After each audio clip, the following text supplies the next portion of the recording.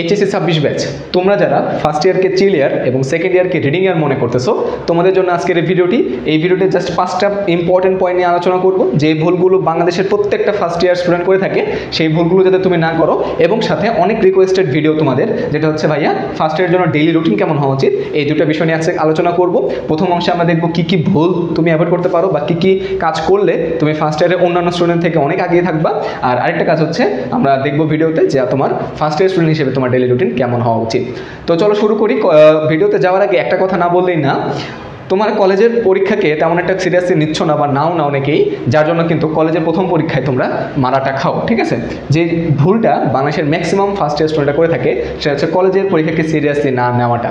তো তোমাদের উদ্দেশ্যে প্রথম আমার যে কথা থাকবে, কলেজের প্রত্যেকটা পরীক্ষাকে তোমার সিরিয়াসলি নিতে হবে। সেটা হোক ক্লাস টেস্ট, সেটা হোক প্রথম সাময়িক, সেটা হোক প্রি টেস্ট পরীক্ষা, সেটা হোক টেস্ট পরীক্ষা, প্রত্যেকটা কলেজের পরীক্ষাকে তোমার একদম খুবই সেন্সিটিভ বা খুবই ইন্টেন্সিভভাবে পড়াশোনা করা উচিত এবং খুব ভালো করে তোমার এইচএসসি মতো করে কলেজের পরীক্ষাগুলোর জন্য প্রিপারেশন নেওয়া উচিত। ঠিক আছে, তাহলে কলেজের পরীক্ষায় আশা করছি তোমরা ভালো করতে পারবে। তো এই কলেজের পরীক্ষায় বা আমাদের এইচএসসি আলটিমেট যে টার্গেট এইচএসসিতে প্লাস পাওয়ার জন্য কী কী বিষয়গুলো আমাকে মাথায় রাখতে হবে। ফার্স্ট ইয়ার থাকা অবস্থায় টিউশন ডিলেমা খুবই গুরুত্বপূর্ণ একটা বিষয়। আমি হচ্ছে 2021 সালে এইচএসসি দিয়েছিলাম, যে বছর আমি হচ্ছে একটি সরকারি কলেজ থেকে পড়েছিলাম, একটা মফস্বল শহরে। আমার মফস্বল শহরে আমি একটা সরকারি কলেজ থেকে পড়েছিলাম। তো আমি জানি সরকারি কলেজের ম্যাক্সিমাম বাংলাদেশের স্টুডেন্টরা পড়ে। তো তাদের ক্ষেত্রে যে বিষয়টা হয় যে আমাদের কলেজের ক্লাসগুলোতে খুব একটা ইফেক্টিভ পড়াশোনা হয় না। যা পড়াশোনা হয় সেটা হচ্ছে আমাদের নিজেদের পড়তে হয়, অথবা যদি প্রাইভেট ওই শহরে প্রাইভেট কোনো টিউশন থাকে বা টিউটর থাকে যারা হচ্ছে কলেজের স্যাররাই নিজেদের প্রাইভেট ব্যাচে পড়ায়। তো এটা একটা অপশন। আরেকটা অপশন হচ্ছে যদি ওই মফস্বল শহরে কোনো একটা মেডিকেল বা কোনো একটা পাবলিক ইউনিভার্সিটি ভাড়া থাকে, সেক্ষেত্রে তাদের কাছে পড়া একটা অপশন হতে পারে। বাট সেক্ষেত্রে অনেকের কাছে হচ্ছে ফিনান্সিয়ালি সেই অবস্থা থাকে না। আবার অনেকেই ভুলবশত বা না বুঝে কলেজের এমন একটা স্যারের কাছে চলে যায় যে স্যার আসলে প্রাইভেটে বা কোচিংয়ে জীবনের সিলেবাসে শেষ করতে পারে না। যে ভুলগুলো আমি করেছিলাম, ঠিক আছে, বুঝতে পারছো? তো এই ভুলগুলো করা যাবে না। তোমার টিউশন একদম প্রথম থেকে খুব ভালো সিলেক্টিভ ওয়েতে তোমার টিউশনটা সিলেক্ট করতে হবে। এখন অনলাইনের যুগ, তোমরা অনলাইনে অনেক ধরনের এখন ভালো ভালো সাপোর্ট পাচ্ছ। তো আমার মতে তোমার যেই সাবজেক্টে খুব বেশি প্রবলেম, যেমন ধরো আমি বলতে পারি যে ফিজিক্স হতে পারে বা ম্যাথ হতে পারে বা কেমিস্ট্রি হতে পারে, সেই সাবজেক্টগুলো তুমি অবশ্যই অনলাইনে কোনো ডেডিকেটেড ভাইয়ার কোনো কোর্সে বা প্রাইভেট ব্যাচে ভর্তি হতে পারো। এবং সাথে আমার মতে আসলে তোমার এলাকায় যেই কলেজের টিচার আছে তাদের ম্যাক্সিমাম বেশিরভাগই ক্ষেত্রে আসলে তারা সিলেবাসই কমপ্লিট করতে পারে না। সেক্ষেত্রে তোমরা অফলাইনে যদি পারো কোনো ভাইয়ার কাছে, হ্যাঁ, কোনো পাবলিক ইউনিভার্সিটি ভাইয়া বা কোনো মেডিকেলের ভাইয়ের কাছে বায়োলজিটা অথবা আইসিটিটা পড়তে পারো। এটা হচ্ছে আমার সাজেশনটা। ঠিক আছে, আমার সময় তো আমি আর এরকম ভিডিও বা কোনো ভাইয়ের সাজেশন পাইনি, যার কারণে আমার ফার্স্ট ইয়ারটা কিন্তু আমি ভুল করেছিলাম যে আমার কলেজের উপর আমি খুব বেশি ডিপেন্ডেন্ট মনে করছিলাম, যে কলেজের স্যারদের কাছে ডিপেন্ডেন্ট ছিলাম। তারপরে দেখা গেল যে আমি কলেজের স্যারদের কাছে পড়ে তেমন কোনো গুরুত্ব পাইনি। তবে সব স্যাররা আসলে একরকম না, কিছু কিছু স্যার থেকে অনেক কিছু শিখতে পেরেছিলাম, বাট ম্যাক্সিমাম স্যারের কাছে আমার কোর্সটাও শেষ হয়নি। তো এই জিনিসটা তোমরা মাথায় রাখবা। টিউশন ডিলেমার যে বিষয়টা আমি এতক্ষণ তোমাদের সামনে ব্যাখ্যা করলাম, এই বিষয়টা ফার্স্ট ইয়ার থেকে খুব গুরুত্বের সহকারে দেখবা। আর কলেজের প্রথম পরীক্ষায় মারা খেতে না চাইলে শুরু থেকে একদম ডেডিকেটেড পড়াশোনা করো। দিনে তুমি চাইলে একটা কাজ করতে পারো, সেটা হচ্ছে শুরু থেকে সাবজেক্ট ওয়াইজ একটা প্ল্যান করে নাও। তুমি শুরু থেকে একটা সাবজেক্ট ওয়াইজ প্ল্যান করে নাও। ধরো কেউ আছে তোমার আজকে হচ্ছে ফিজিক্সের সাথে ম্যাথ পড়লো, কাল কেমিস্ট্রির সাথে বায়োলজি পড়লো, দেন আবার ফিজিক্সের সাথে ম্যাথ, আর বাংলা ইংরেজি আছে সপ্তাহে একদিন বা দুদিন টাইম দিল, যেটা আমি করতাম। তুমি চাইলে কি করতে পারো, একদিনে ফিজিক্স কেমিস্ট্রি ম্যাথ বায়োলজি টুকটাক পড়ে ফেলতে পারো, দেন পরের দিন আবার ফিজিক্স কেমিস্ট্রি ম্যাথ বায়োলজি পড়তে পারো। তবে 4টা সাবজেক্ট একবার না পড়ে আমার মধ্যে 2টা সাবজেক্ট পড়াটা হচ্ছে সবথেকে বুদ্ধিমানের কাজ। তাহলে এইভাবে তুমি তোমার সাবজেক্ট ওয়াইজ যে প্ল্যানিংটা সেটা সাজিয়ে ফেলো। প্লাস সাথে হচ্ছে তুমি মাথায় রাখবা এইচএসসিতে কিন্তু বাংলা ইংরেজি আইসিটি 3টা সাবজেক্টে হিউজ পরিমাণে স্টুডেন্টদের কিন্তু এ প্লাসটা মিস হয়ে যায়। তাই তোমার মাথায় থাকা লাগবে বাংলা, ইংরেজি এবং আইসিটি এই তিনটা যাতে তুমি সপ্তাহে অ্যাটলিস্ট 2 থেকে 3 ঘন্টা, অর্থাৎ 2 থেকে 3 দিন 1 ঘন্টা করে পড়াশোনার টাইম দিতে পারো। তাহলে আশা করি বুঝতে পারছো সাবজেক্ট ওয়াইজ প্ল্যানিং নিয়ে আশা করি কারো কোনো কনফিউশন নেই।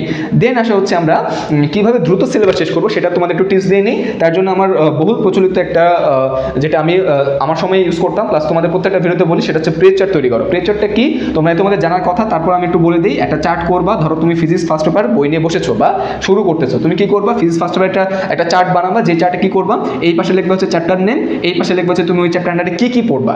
একটা হতে পারে তোমার স্যারের কাছে বা তোমার ভাইয়ের কাছে থিওরি পড়লা, দেন হচ্ছে তুমি সেটার আন্ডারে হচ্ছে তুমি বই থেকে রিডিং পড়লা, দেন তুমি সেটার জন্য ফর্মুলা পড়লা, দেন তুমি হচ্ছে সিকিউ এবং বোর্ডের সিকিউ এবং বোর্ডের এমসিকিউ সলভ করলা। ঠিক আছে, তাহলে এই যে কলামগুলো হলো বা রোগুলো হলো, সে প্রত্যেকটা রোতে তুমি চ্যাপ্টার নাম দাও, ধরো ভেক্টর। তুমি ভেক্টর যে মুহূর্তে থিওরিটা করে ফেলবা, থিওরি নোটটা করে ফেলবা, দেন তুমি একটা টিক চিহ্ন দাও। দেন তুমি যখন বইটা রিডিং করবা দেন এখানে একটা টিচার দাও, দেন হচ্ছে তুমি যখন ফর্মুলা শিটটা নিজে নোট করবা বা হচ্ছে ফর্মুলাগুলো কমপ্লিট করবা তখন এখানে টিচার দাও। এভাবে করে করে করে প্রত্যেকটা চ্যাপ্টার যদি তুমি 7 থেকে 8টা চ্যাপ্টার যে আছে তোমাদের বা 10টা চ্যাপ্টার আছে সবগুলো যদি এভাবে টিক চিহ্ন দাও তাহলে তুমি বুঝবা হচ্ছে তোমার কী কী বাকি আছে, যে ঘরগুলোতে টিক চিহ্ন নাই বা যে চ্যাপ্টারে একটাও টিক চিহ্ন নাই তুমি বুঝবা সেই চ্যাপ্টার তোমার এখনো অনেক অনেক কিছু বাকি আছে। তো এই প্রেচারটা অনেক হেল্প করেছিল আমাকে, সাথে আমি আমার প্রত্যেকটা স্টুডেন্টকে কিন্তু সাজেস্ট করি এই প্রেচারটা তৈরি করে রাখার জন্য আর হচ্ছে মেনটেন করার জন্য। ঠিক আছে, তুমি বুঝবা তুমি এখন তুমি তোমার সামনে ধরো আগামী 1 সপ্তাহ আছে, তোমার কাছে তুমি চিন্তা করো যে না ভেক্টরে এই যে 5টা আমার কলাম আছে 5টা কলাম আমি পূরণ করবো, দ্যাটস ইট। এভাবে তুমি কিন্তু সাবজেক্ট ওয়াইজ প্ল্যানিংও করতে পারবা, সাথে তুমি দেখতেও পারবা তোমার অবস্থানটা কোথায়, তোমার কী কী জায়গায় ল্যাগেজটা আছে। এটা খুবই হেল্প করে, খুবই হেল্প করে। আশা করছি এটা তোমরা মেনটেন করা ট্রাই করবে। And last but not the least সেটা হচ্ছে আমাদের কুকর্ম। ফার্স্ট ইয়ারের বেশিরভাগ স্টুডেন্ট 99% স্টুডেন্ট হচ্ছে কুকর্মে লিপ্ত হয়। দয়া করে বাবারা কুকর্মে কেউ লিপ্ত হয়েও না। এখানে তোমার রিলেশনশিপের বিষয় থাকতে পারে, এক্ষেত্রে নেশা জাতীয় দ্রব্য থাকতে পারে। এই দুটি আসলে মেইনলি বাংলাদেশের স্টুডেন্টদেরকে হ্যাম্পার করে পড়াশোনায়। তো এই দুটো কাজ থেকে তোমরা একটু নিজেদেরকে হেফাজত করো। ঠিক আছে, পারলে হচ্ছে ইসলামিক দৃষ্টিকোণ থেকে একটু নিয়মিত নামাজ পড়ো। ঠিক আছে, তাহলে দেখবা হচ্ছে তোমার মনটাও ফ্রেশ হবে। আর এই যে দুটো কুকর্মের কথা বললাম এই কুকর্মে যাবা না। এই কুকর্মে যে একবার পা দিছে তার এইচএসসি লাইফটা পুরো হেল হয়ে যাবে, এটা আমি তোমাকে গ্যারান্টি দিচ্ছি। আমার অনেক ফ্রেন্ড এরকম ছিল যারা প্রথম দিকে অনেক ভালো স্টুডেন্ট থাকা সত্ত্বেও, অনেক ভালোভাবে এইচএসসির সাথে অ্যাডপ্ট করা সত্ত্বেও দেখা যায় এই দুটা কুকর্মের কারণে কিন্তু অনেক পিছিয়ে পড়েছে। এখন হচ্ছে তার কোথাও তেমন চান্স পায়নি, দেখা যাচ্ছে ন্যাশনালে পড়তেছে। ন্যাশনালে পড়াটা আমি খারাপ বলতেছি না, কিন্তু বাংলাদেশের কনটেক্সটে বা সামাজিক কনটেক্সটে কিন্তু এটা হিউজ একটা ইম্প্যাক্ট পড়ে।